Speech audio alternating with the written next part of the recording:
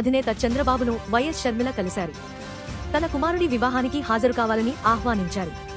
ఈ సందర్భంగా షర్మిల మాట్లాడుతూ, ఇప్పుడు కూడా చంద్రబాబు గారిని పెళ్లికి మాత్రమే పిలవడానికి వచ్చాము. ఇది పొలిటికల్ కానే కాదు. చంద్రబాబు గారు ఒక తెలుగుదేశం పార్టీకి నాయకుడు, నేను కాంగ్రెస్ పార్టీలో ఒక కార్యకర్తను. మాకు రాజకీయంగా ఏ లావాదేవీలు ఉండదు, ఉండకూడదు, ఉండబోవు కూడా.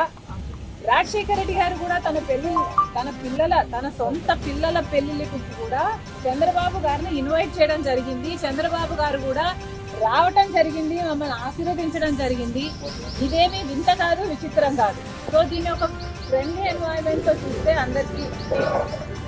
వైఎస్ఆర్ గురించి చంద్రబాబు చెప్పారని, ఆయనతో ఉన్న పరిచయాలు పంచుకున్నారని అన్నారు. కాంగ్రెస్ ఏ పదవి ఇవ్వాలి అనేది ఆ పార్టీ నిర్ణయమన్నారు. రాహుల్ ప్రధాని అయితేనే మంచి జరుగుతుందని, వైఎస్ఆర్ది కూడా అదే ఆలోచన అని అన్నారు. రాజకీయాలు మా ప్రొఫెషన్, జీవితాలు కాదని చెప్పారు. లిక్కర్ స్కామ్ కేసులో ఢిల్లీ ముఖ్యమంత్రి అరవింద్ కేజ్రీవాల్ కు ఈడీ 4వ నోటీసులు జారీ చేసింది. ఈ కేసుకు సంబంధించి ఈ నెల 18న విచారణకు హాజరు కావాలని ఈడీ ఆయనను ఆదేశించింది. గతంలో కూడా 3 సార్లు ఆయనకు నోటీసులు పంపినా ఈడీ ముందు కేజ్రీవాల్ హాజరు కాలేదు.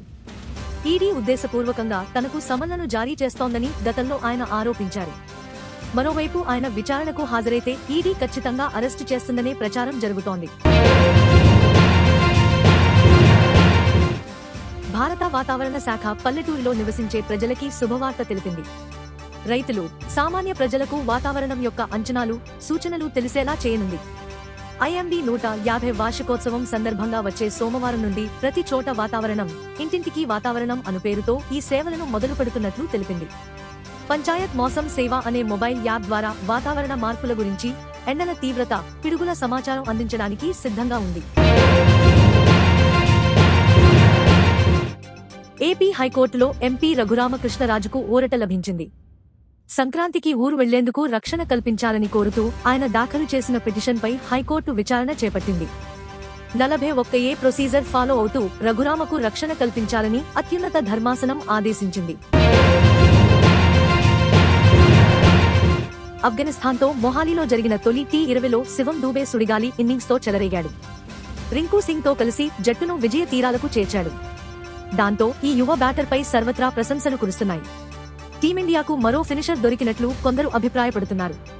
అయితే మ్యాచ్ అనంతరం మాట్లాడిన దూబే మ్యాచ్ను ముగించడం ఎలాగో మహేంద్ర సింగ్ ధోనీని చూసి నేర్చుకున్నానని అన్నాడు. ఏలూరు లోక్సభ నియోజకవర్గం నుంచి ఈసారి వైసీపీ తరపున బీసీ అభ్యర్థికి పార్టీ అధినేత జగన్ సీటు ఇచ్చారు. ప్రస్తుతం తనకు ఎమ్మెల్యేగా, పౌర సరఫరాల శాఖ మంత్రిగా ఉన్న కారుమూరి నాగేశ్వరరావు కుమారుడు సునీల్ కుమార్ కు ఏలూరు సీటు కేటాయించారు. అయితే ఏలూరు ఎంపీగా సునీల్ కుమార్ పోటీ చేస్తే ఆయన తండ్రి, ప్రస్తుతం మంత్రిగా ఉన్న కారుమూరి నాగేశ్వరరావుకు తణుకులో సీటు ఇవ్వకపోవచ్చని ప్రచారం జరుగుతోంది.